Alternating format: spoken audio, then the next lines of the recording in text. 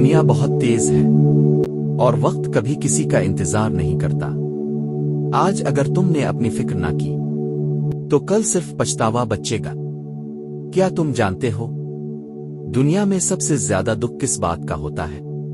یہ جان کر کہ تم کر سکتے تھے مگر تم نے کیا نہیں۔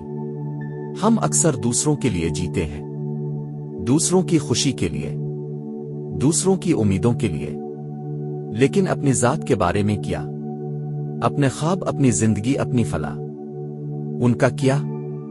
زندگی ایک بار ملتی ہے اور اگر تم نے اپنی فکر نہ کی، اپنی صحت، اپنے وقت، اپنے خوابوں، اپنے مقصد کی پرواہ نہ کی، تو ایک دن آئے گا جب تم آئینے میں خود کو دیکھ کر یہی کہو گے، کاش میں نے خود کو سنبھالا ہوتا، کاش۔ یاد رکھو، دنیا تمہیں اسی وقت اہمیت دے گی جب تم خود اپنی اہمیت کو پہچانو گے۔ اپنے اندر جھانکو، سوچو کہ تم کہاں کھڑے ہو۔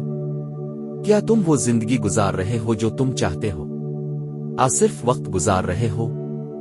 ابھی وقت ہے، اٹھو، خود کو سنبھالو، اپنی صحت کا خیال رکھو، علم حاصل کرو، نئے ہنر سیکھو اور اپنی زندگی کی گاڑی کو خود ڈرائیو کرو۔